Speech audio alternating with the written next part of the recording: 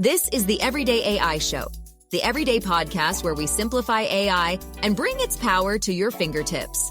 Listen daily for practical advice to boost your career, business, and everyday life. So how will search engines even work if we're all using AI? That's one of the things that we're going to talk about on today's edition of Everyday AI. This is your daily podcast live stream and daily newsletter where we talk about all things AI, not just what's happening, but how you can actually learn and leverage what's going on. And someone helping us do that today is our guest. Super excited to talk to Tom Winter. Tom is the Chief Growth Officer and co-founder of SEOwind. Tom, thanks so much for joining us. Thanks for the invite. I'm pumped. Yeah, let's do it. All right. As a reminder, this is a live show. So if you are tuning in, please drop Tom a comment or myself, and we'll do our best to talk. So we're going to talk some things, content creation and SEO. But before we do, let's just go over the news real quick. Professor Muhammad, good to see you too. All right. So let's talk about this. So Bing Chat is improving. Yay. So Microsoft just announced that Bing Chat is being added to more browsers. They're going to be, expanding the context window, and it's really just being kind of redesigned. So if you aren't familiar, Bing Chat is kind of a ChatGPT competitor, or at least it used to be, but now it's actually integrated into the platform. But to really use it by itself, you had to download Microsoft Edge browser. So this is an update. Tom, are you going to be jumping on this anytime soon? Definitely. Everything that is AI, I love to test it out, just to see how it works, and if it can help me out, Bing, go for it. Yeah, that's what I said. It's I'm trying everything, Microsoft, Bing, cloud. If it's out there, I'm trying it at least. Kind of a piece of news today. It's more of a milestone, but speaking of ChatGPT, turning six months old today. So, we'll have 6 birthday candles for ChatGPT. But wow, Tom, talk about a wild ride. Over 100 million users almost in a couple of months. Which doesn't happen for any new platform. And ChatGPT has really changed, since it first debuted 6 months ago. So, now there's plugins and you can access the web. So you aren't just limited to data, from September 2021, the new version going from GPT-3 to 3.5 to 4, having a pro plan, all of those things. But also, tons of ethics, privacy, copyright concerns now as well. Tom, what do you make of the first 6 months of ChatGPT?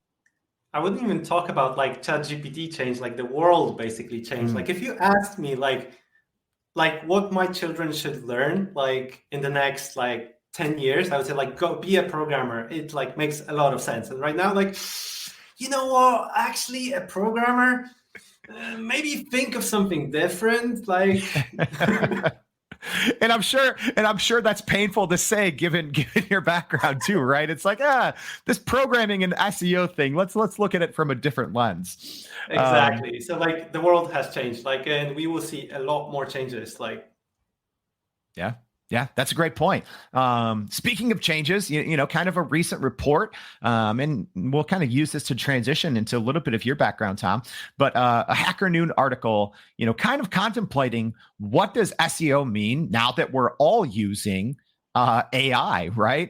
So many people are using AI now, not to just research and read the web, but also using it to help create content on the web, and AI chatbots are becoming increasingly popular.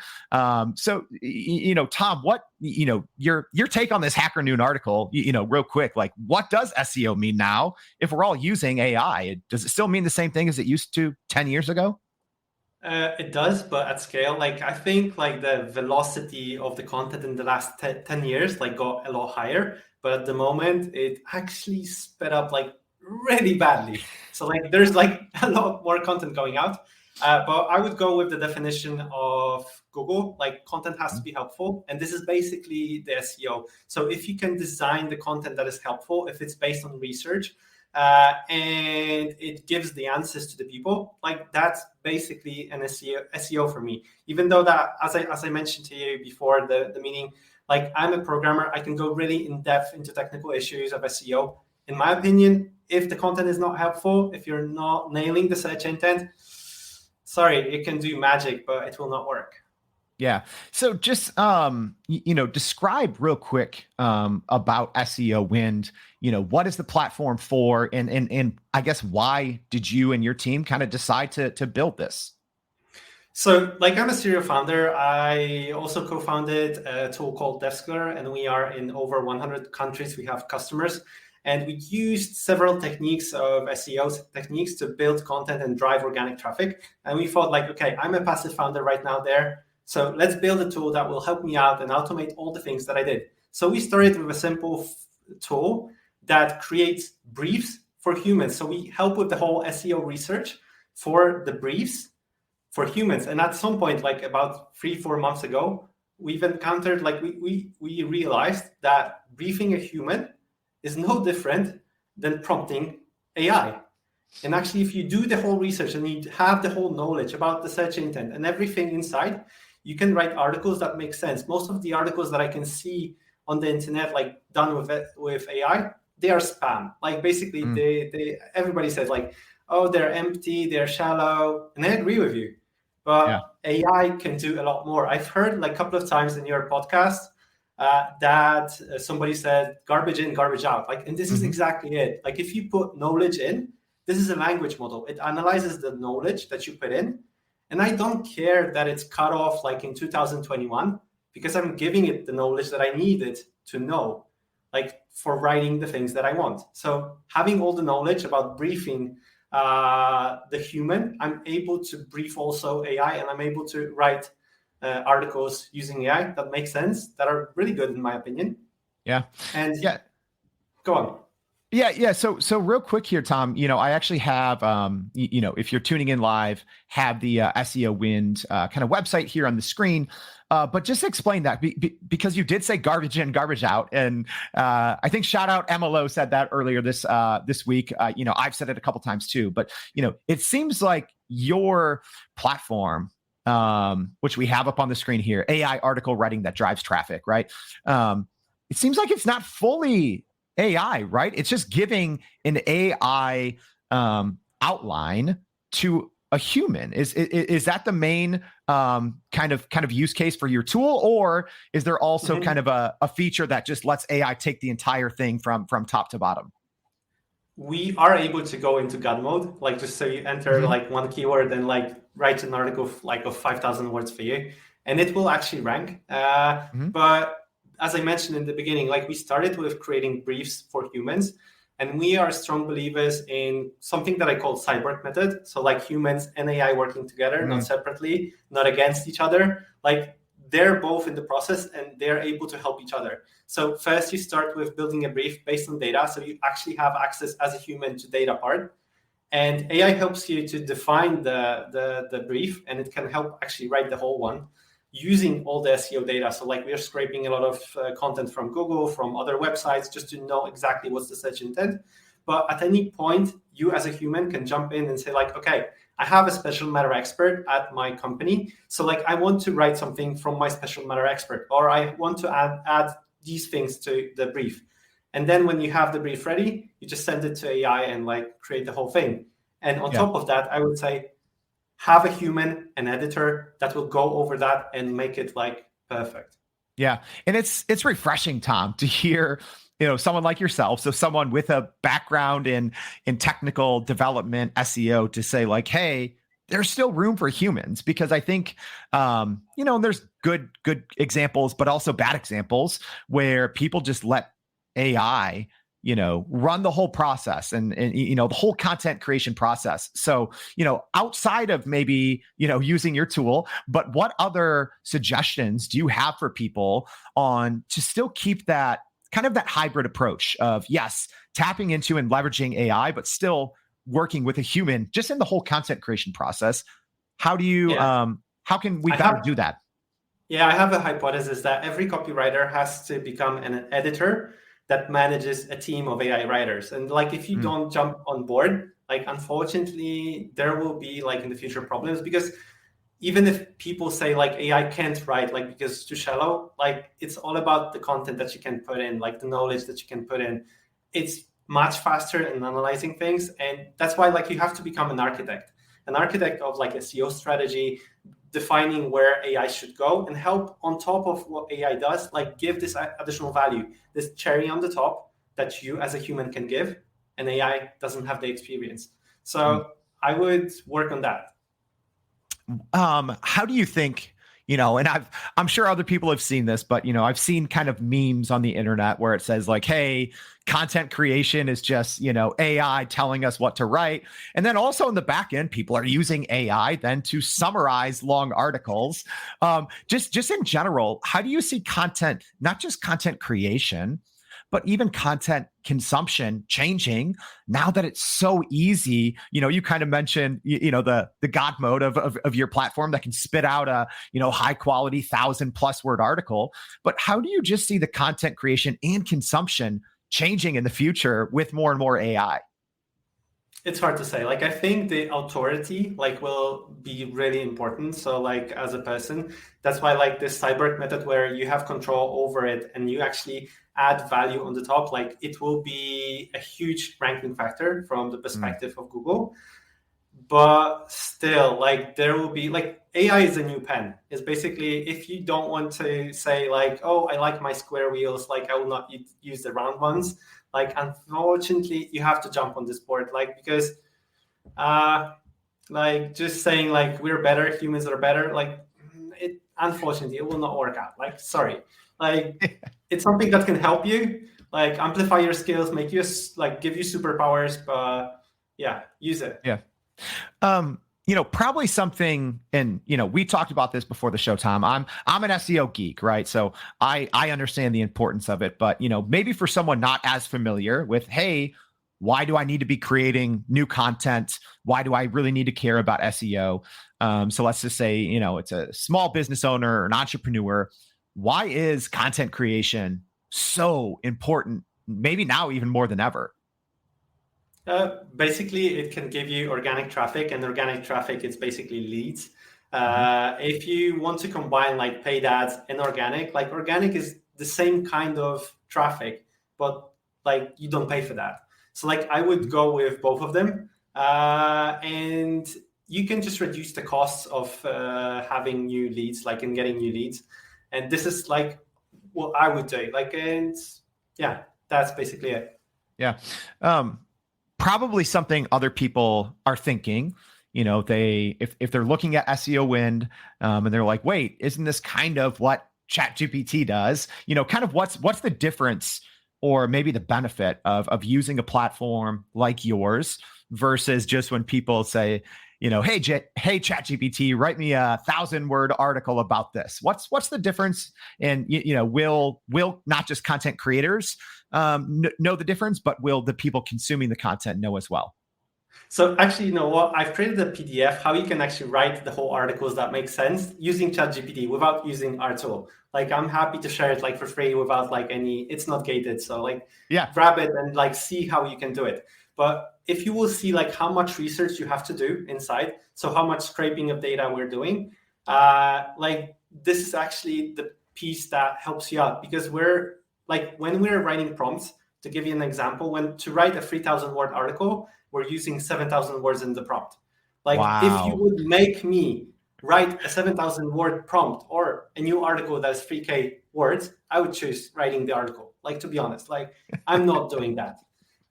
So like if you can automate it and make it simpler, just to get spit out as fast as possible the article that your editor can work on and make it perfect, like that makes sense. So, and I've tested out many ways of writing articles with AI, and we are currently having a challenge, 100 posts in 30 days challenge, where we are actually putting the money where our mouth is, putting it on our website, like 100 posts within 30 days, and watching like how it grows. So go on LinkedIn, check it out. I'm sharing the data, like pens down, like all the questions possible. You can ask them, like, and I will show it to you. I love that. So yeah, we'll make sure to throw that in the comments kind of this discussion after the show. Thank you for all these great comments so far. So Hunter, just said that is a long prompt. Wow, 7,000 word prompt for a 3,000 word article. 3K, but like we're writing articles that are like 8K, 10K. Like these prompts grow. Like so. Yeah, wow, that's amazing. So if you are still tuning in to Tom's kind of Tom and I's conversation, feel free to drop a question. So I actually have one here from Sayeda, who brings the heat every morning. She's always asking great questions. So she's asking, and I'm going to let you take this one, Tom, because this is a tough one. But she's wondering, are there any ethical concerns surrounding the use of AI in content creation, such as potential biases or plagiarism issues? Great question. So Tom, what's the answer? It's a tough one. Thank you for that you're letting me answer this one. To be honest, when you're a content writer, let's go because for me, AI and content writers are the same. It doesn't matter if you use AI or a content writer. If you're writing about the topic, what are you doing? You're researching it. You're not writing from top of your head. If you write from top of your head, you will never, ever rank in Google because it will not nail the search intent. And especially if you're writing about financial, IT, something else, you have to do the research. AI does it at scale.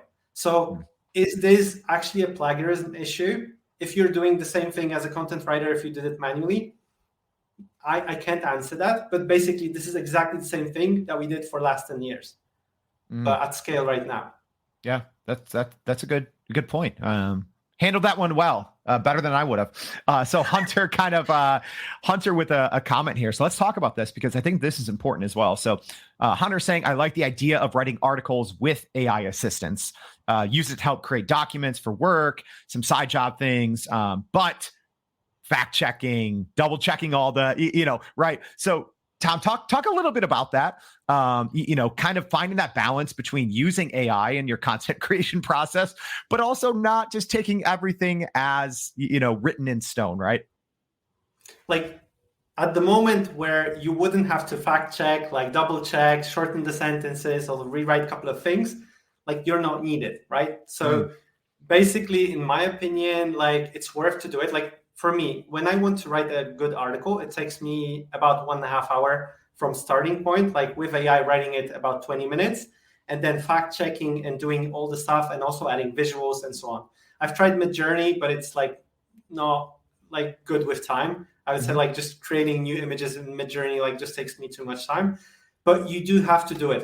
It's getting better and better. The better quality of content that you put in, so the knowledge that you'll put in, the better facts you will get out. This is how it works. So, but still, fact check it, definitely. Go through the text, understand it, put it into Grammarly, add visuals, add a human touch. This is you've just saved 4 hours or 5 hours of your time. You have time to make it better. Yeah. Tom, you actually just said the human touch, right? So this is what actually Professor Mohammed just had a question or a statement, if having experience that ChatGPT is sometimes more innovative than a human. I have a quick take on this, but what do you think, Tom? It is, but not always from SEO perspective. If we're focusing on SEO perspective, nailing search intent is the key issue. So being creative actually doesn't help with nailing the search intent because it increases the risk of Google saying showing you something that you don't want. So they prefer to go after something that they know 80% sure that it will be about this topic. So as an example, if you go with Independence Day, and you type it into Google, what will you see? Will Smith will go over the whole place. There's no holiday there, no fireworks, nothing like that. Will Smith and the movie. So this is exactly nailing the search intent. If you go and you don't nail the search intent because you're creative, sorry, you will never appear on Google. Your mom will read it, your dad will read it, and that's it. Yeah.